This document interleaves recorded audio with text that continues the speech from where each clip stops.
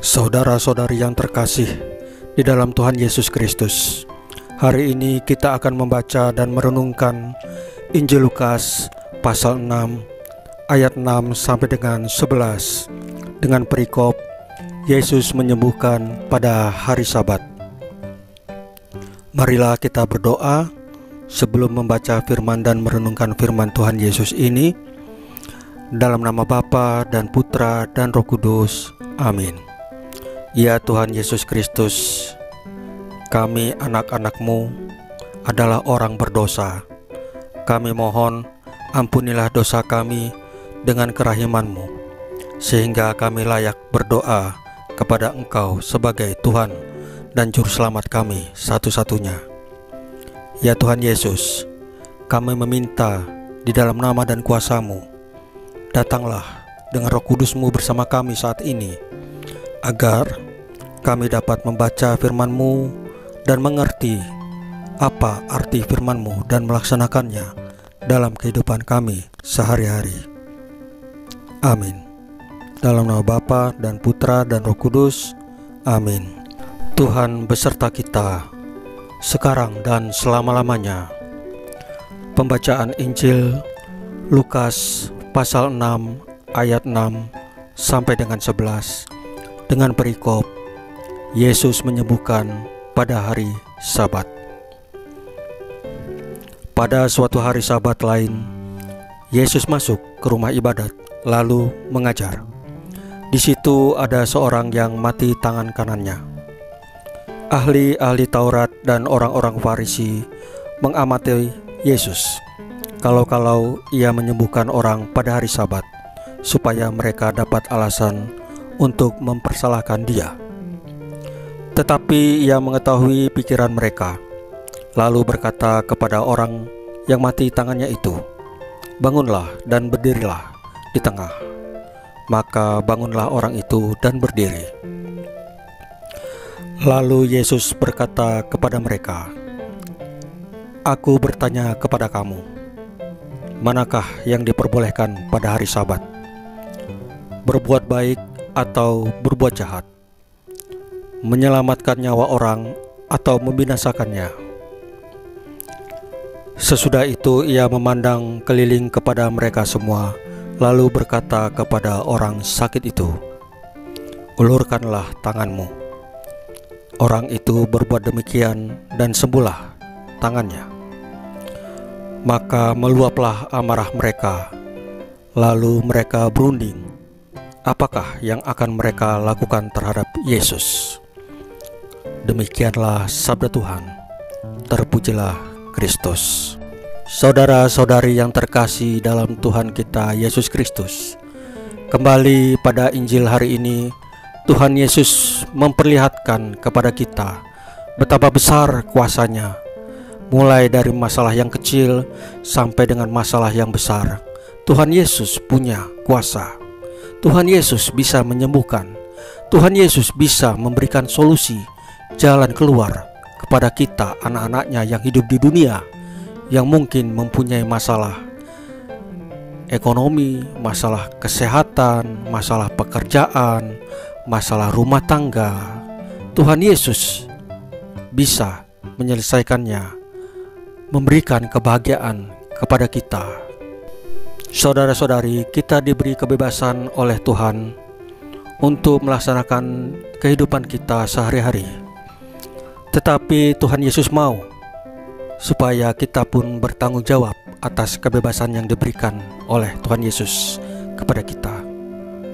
Terlebih adalah berbuat kasih, berbuat baik, menolong orang yang sedang kesusahan, mendoakan orang yang sedang kesusahan, menghibur orang yang sedang berduka cita, atau sebagainya. Tuhan mau supaya apa yang kita lakukan dalam tindakan kita sehari-hari lebih mementingkan kasih daripada norma-norma yang berlaku, yang sebenarnya bukanlah merupakan suatu keharusan. Jika seseorang sedang mengalami kesulitan, sebaiknya kita menolong dia, mendoakan dia, menghibur dia sampai masalah dia selesai. Kalaupun memang mungkin itu bukan urusan kita, urusan keluarga orang lain, sebaiknya kita mendoakan. Apakah saudara-saudari pernah mendoakan saudara, teman, keluarga sendiri, orang tua, adik, kakak, atau kenalan-kenalan kita yang sedang berduka cita atau sedang mengalami kesusahan? Itu adalah tindakan yang paling mudah yang kita lakukan, tentunya dengan doa yang sangat tulus, ingin benar-benar menolong, ingin benar-benar mendoakan kepada Tuhan Yesus agar mereka memperoleh solusi, jalan keluar. Itu adalah tindakan yang paling mudah yang sebenarnya bisa kita lakukan setiap saat, setiap hari dalam kehidupan kita sehari-hari. Jika saudara-saudari mempunyai masalah atau problem dalam hidup, datanglah kepada Tuhan Yesus. Karena dalam bacaan Injil ini, Tuhan Yesus malah mendatangi seseorang yang mengalami masalah. Dia punya perhatian kepada kita. Dia adalah gembala yang baik, yang tidak akan membiarkan domba-dombanya hilang. Tuhan Yesus adalah pokok anggur.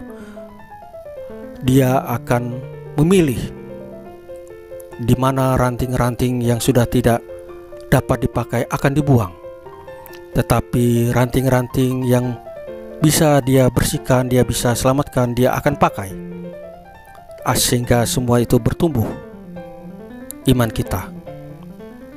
Saudara-saudari, Tuhan Yesus mengetahui bahwa tugasnya di dunia ini adalah untuk menyelamatkan umat manusia dari segala perbuatan dosa.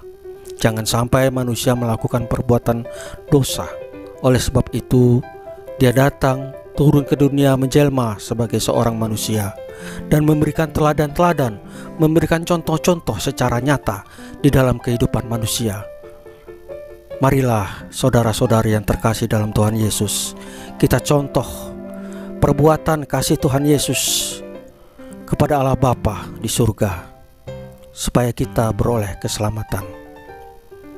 Saudara-saudari yang terkasih di dalam Tuhan Yesus, demikianlah bacaan firman, Injil, dan renungan hari ini sudah selesai.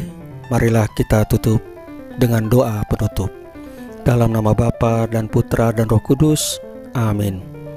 Terima kasih ya Tuhan Yesus, ya Roh Kudus, Engkau mengingatkan kepada kami betapa besar kuasa-Mu atas segala masalah hidup kami.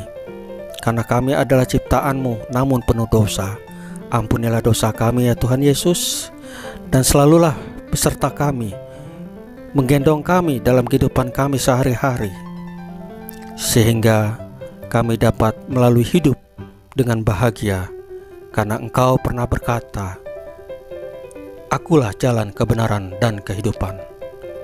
Tidak ada seorang pun yang dapat sampai kepada Bapa jika tidak melalui Aku. Itulah kata-kata-Mu kepada kami, pesan kami. Terima kasih Tuhan Yesus. Kami percaya Engkau akan mendampingi kami dalam pikiran, perkataan, dan perbuatan kami sehari-hari agar sesuai dengan firman-Mu. Amin. Dalam nama Bapa dan Putra dan Roh Kudus. Amin. Bapak, Ibu yang terkasih di dalam Tuhan Yesus Kristus, bacaan firman, Injil, dan renungan hari ini sudah selesai. Tuhan Yesus memberkati kita semua. Amin.